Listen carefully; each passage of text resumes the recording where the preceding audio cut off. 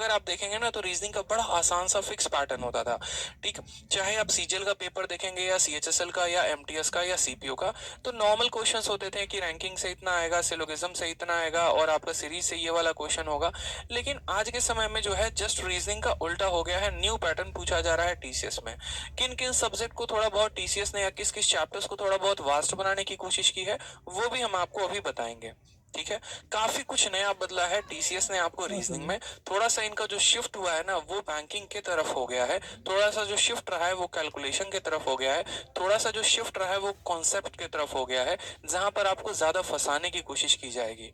ठीक, उसके बाद बात करते हैं यहाँ पर। तो पहले क्या होता था कि रीजनिंग का पेपर इतना हलवा आता था कि आप 10 से 12 मिनट में सॉल्व कर लेते थे, और ये कोई भी एस्पिरेंट इतना काम कर सकता था।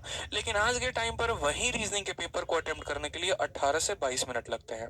यहाँ पर मैं जो आपके सामने डेटा रिप्रेजेंट कर रहा हूँ, ये अकेले मेरे पेपर देने की वजह से या किसी एक स्टूडेंट के आधार पर नहीं दे रहा हूँ। जो कई समय से पेपर हुए हैं, जो कई सारे हजारों लाखों ने बच्चे दिए हैं, उनका एवरेज अटेम्प्ट देखने के बाद मैं आपके सामने डेटा रख रहा हूँ। क्योंकि मैं हमेशा से कहता हूँ कि मुझे बात भी और मुझे चर्चा भी वहीं अच्छी लगती है जहां पर आपका एक फैक्ट रखा जाता है।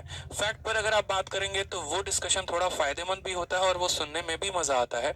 लेकिन जहां पर फैक्ट में कोई बात नहीं होती, उस बात का कोई अस्तित्व नहीं होता है।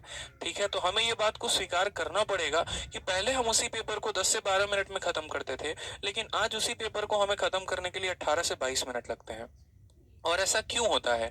तो अगर आप देखेंगे ना पिछली बार 2020 का पेपर, तो 2020 में जिन टॉपर्स ने, एसएससी हाँ हाँ। टॉपर्स ने, जैसे कि मानो नहीं नहीं जिनका नहीं, एसएससी सीजीएल बहुत तेज 2019 में आवाज में जाता मैथ मुझे। में 200 में 200 रहा था, 210 रहा था, 220 रहा था, उनके 2020 के प्री में रीजनिंग में 30 नंबर लाने के वांदे पड़ गए थे।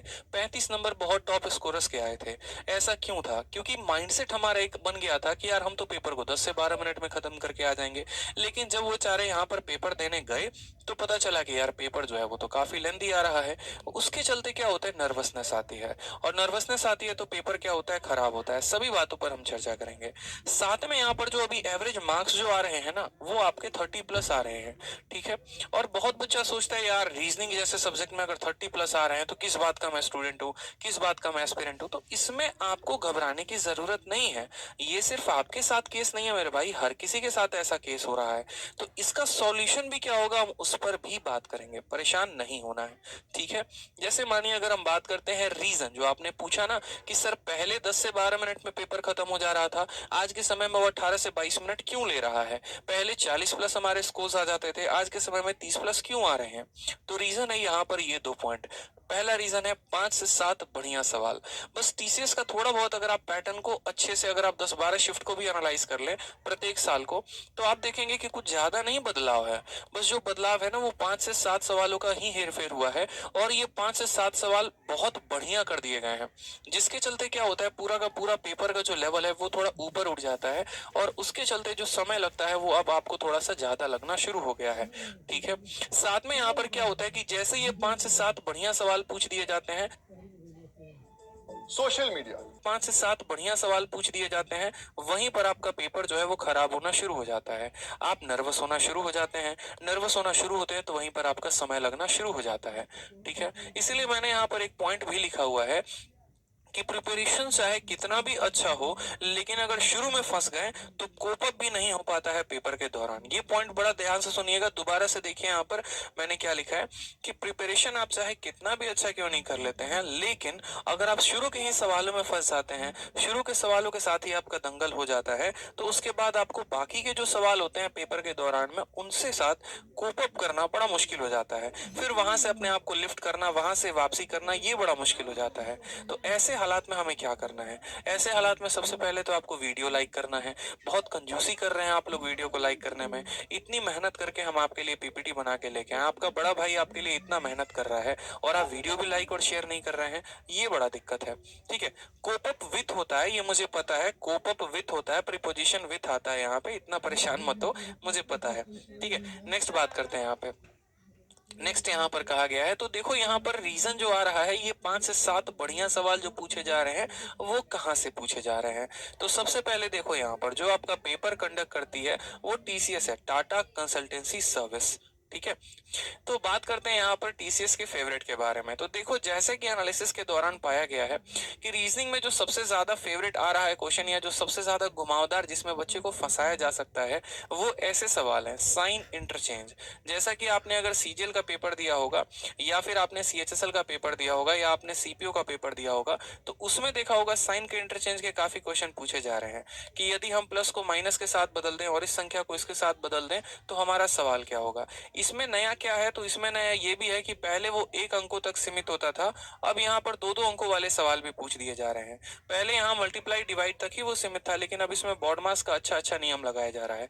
तो देखो भाई, जब आपके सामने ऐसा क्वेश्चन आए ना, और पेपर में जब आपके सामने ये क्वेश्चन दिया गया हो, तो वहीं पर आप ये बात समझ लीजिएगा। अगर आपको देखने से लग जाए कि बन रहा है तो ठीक है, नहीं तो आप स्किप करके आगे बढ़ जाइएगा। ठीक है। नेक्स्ट बात करते हैं यहाँ पर सीरीज के क्वेश्चन।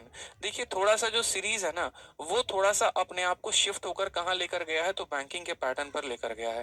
पहले जो सीरीज बड़े प्यारे प्यारे आसान आसान से आते थे, ठीक है, जहां पर एक ऐसा भी मैंने क्वेश्चन देखा है प्रीवियस ईयर का, 2 है, 4 है, 6 है, तो अगला क्या होगा, 8 होगा। इस तरीके से ऑप्शंस आपके दिए गए थे। लेकिन अब सीरीज ऐसी है जहां पर आप क्यूब, स्क्वायर और 10 तरीके के प्रॉपर्टीज को लगाकर हार जाएं, तब भी सवाल आपसे ना बने। ठीक, इन सब के सॉल्यूशंस भी हम बताएंगे। अभी मैंने क्या लिखा है, यहाँ पर रीजन लिखा है, और इनका सॉल्यूशन भी क्या है वो भी हम आपको बताएंगे। तो परेशान मत हो, पहले मुझे बीमारी बताने दो, फिर मैं इलाज भी बताऊंगा कि उसका इलाज क्या है। तीसरा यहाँ पर कोडिंग डिकोडिंग। कोडिंग डिकोडिंग को तो भाई साहब ऐसा रगड़ा गया है ना पेपर में। आपने विक्रम सर की क्लासेस अटेंड की है, वो सारा का सारा बात आपको बताते हैं। क्या होता है कि पहले कोडिंग डिकोडिंग बड़ा सिंपल पूछा जाता था, अल्फाबेट के जगह पर उनके नंबर के आधार पर कोडिंग की गई होती थी। लेकिन अब जो कोडिंग डिकोडिंग आ रहा है ना, उसमें वॉवेल की जो है वो अलग कोडिंग की जाती है, जो है कॉन्सोनेंट की अलग कोडिंग डिकोडिंग की जाती है, और ये बच्चा पकड़ नहीं पाता है। अगर आपने 60 दिन 60 मैराथन की क्लास नहीं देखी है विक्रमजीत सर की, तो आप यूट्यूब पर जाइए, आप यूट्यूब में जाके 60 दिन 60 मैराथन की क्लास को सर्च करिए, रीजनिंग की, विक्रमजीत सर की स्पेशली। उन्होंने इसके 3 क्लासेस लिए हुए हैं कोडिंग डिकोडिंग का, और इतने ब्यूटीफुल तरीके से जितने भी नए पैटर्न के क्वेश्चंस है ना, वो सारा का सारा उन्होंने अपने वीडियो में बताया हुआ है। कोडिंग डिकोडिंग के ये 3 लेक्चर्स हैं, और उसको अगर आप देख लेंगे तो आपका ये वाला पूरा का पूरा क्वेश्चन भी समझ में आ जाएगा क्या पूछा जा रहा है, और उसका तोड़ भी आपको समझ में आ जाएगा कि उसको तोड़ना कैसे है। और नेक्स्ट बात करते हैं सिलोगिज्म। तो देखो, पहले क्या होता था ना, सिलोगिज्म जो है वो 1 या 2 स्टेटमेंट का पूछा जाता था, लेकिन अब के पैटर्न में सिलोगिज्म जो है वो 4-4 स्टेटमेंट का पूछा जा रहा है। और ऐसे केस में बच्चा जहां पर पहले वेन डायग्राम की मदद से सवाल को बना पाता था, अब वो वेन डायग्राम वाला भी कंसेप्ट वहां पर फेल हो जाता है। तो यहाँ पर जो है आप अगर देखेंगे तो यही जो 4-5 टॉपिक है ना, इनके चलते ये 5-7 सवाल बढ़िया आते हैं, और इनके चलते अगर ये बढ़िया सवाल आता है तो उसके चलते पेपर होता है खराब। उसी के चलते आपका जो पहले 40 प्लस अटेम्प्ट होता था, अब वहां पर 30 प्लस ही नंबर आ पाते हैं। और जो ये कोडिंग डिकोडिंग हो गया, सिलोगिज्म हो गया, बाकी सभी टॉपिक्स हो गए, उसी के चलते पेपर में आपका जो समय लगता है वो 18 से 22 मिनट लगता है। तो स्पेशली इन 4 टॉपिक्स के क्वेश्चंस को या तो आप इन पे बहुत मेहनत करिए, जैसे कि पूरा का पूरा सिलोगिज्म विक्रमजीत सर ने पढ़ा रखा है। अगर आपके पास समय है तो उनका पूरा सिलोगिज्म का वीडियो देखिए, ठीक है। और अगर समय नहीं है तो 60 दिन 60 मैराथन में इन्होंने कराया हुआ है, आप वहां से इनकी वीडियो को देखिए, ठीक है। और दूसरी बात यहाँ पर मैं आपसे ये बोलूंगा कि अगर आपको लगता है कि इन टॉपिक्स पर थोड़ा आपका हाथ तंग है ना, तो आप इनके साथ सवालों में जो है दंगल नहीं करेंगे पेपर में, इनको छोड़ के आगे बढ़ेंगे। क्योंकि मेरे भाई, इस बात को हमेशा ध्यान रखना कि सॉल्यूशन, जैसे मैंने कहा ना, सबसे पहले मैंने क्या कहा कि मैं आपको बीमारी बताऊंगा कि बीमारी क्या है, और उसके बाद मैं आपको बताऊंगा कि इसका इलाज क्या है। तो इसका जो इलाज है वो ये है कि आपको ये आर्ट ऑफ स्किपिंग आना चाहिए, ठीक है। बहुत बच्चे पता है क्या सोचते हैं, बहुत बच्चे उसको दिल पे ले लेते हैं, ईगो पे ले लेते हैं। अरे ऐसे कैसे, हम सीजल वाले बंदे हैं, 200 में 200 मैथ्स में लेके आए हैं, रीजनिंग का सीरीज का सवाल ना बने तो हमारे ऊपर तो ये धब्बा है। लेकिन मेरे भाई, ये कोई बड़ी बात नहीं है, इसको दिल पे लेने की जरूरत नहीं है। इस बात को समझिए, असली राजा या असली योद्धा वो नहीं होता जो हर वक्त जो है कितने भी दुश्मन हो या कितने भी यहाँ पर योद्धा हो तो उसके सामने जाके खड़ा हो जाए, अब बोले ऐसे कैसे, हम तो बहुत बड़े योद्धा है, पीठ दिखा के नहीं भागेंगे। बात पीठ दिखाने की नहीं है, बात यहाँ पर यह है कि रणनीति क्या है। असली योद्धा वो होता है जो सही रणनीति के साथ लड़ता है। अगर उसके सामने 1000 दुश्मन है तो वो उसको परस्त करेगा, लेकिन अपने तरीके से अपने सही समय पे करेगा, वो असली योद्धा होता है, ठीक है। हर वक्त जाके तलवार लेके खड़े हो गए ना, तो वहीं पर आपको काट के फेंक दिया जाएगा, इस बात का ध्यान रखिए। तो जबरदस्ती जो है सवालों के साथ दंगल मत करिए, नहीं तो वही बात होगी, 18 से 20 मिनट लगेगा, 20 से 25 मिनट मिनट लगेगा, पूरा का पूरा पेपर होगा बर्बाद। ठीक है, तो क्या करना है, आर्ट ऑफ स्किपिंग करना है। जैसे मेरे भी 50-50-50 आए, मैथ में भी 50, इंग्लिश में भी 50, रीजनिंग में भी 50। शुरू में मैंने भी रीजनिंग के 4 सवाल छोड़ दिए थे। मैंने क्या किया था कि मैं जब लास्ट में आऊंगा ना, तब इन सवालों को मैं अटेम्प्ट करूंगा, मैं शुरू में नहीं करने वाला। ये आर्ट ऑफ मेरा स्किपिंग था, और यही रीजन था कि बाद में मेरे पास इतना समय बच गया था कि बड़े प्यार से वो सभी सवाल बन रहे थे। शुरू में मैं बहुत माइंड लगा रहा था, क्या सीरीज है, क्या नहीं है, क्या नहीं है, लेकिन वो बन नहीं रहा था। क्यों? क्योंकि टाइम का प्रेशर था। लेकिन जब मेरे पास लास्ट के 10 मिनट बचे हुए थे, सवाल सिर्फ 4 थे, तो आप दुनिया का कोई ऐसा तरीका ढूंढ ही लोगे जिससे आप उस सीरीज के क्वेश्चन लगा पाओ। तो इसीलिए समय बचा के चलना है।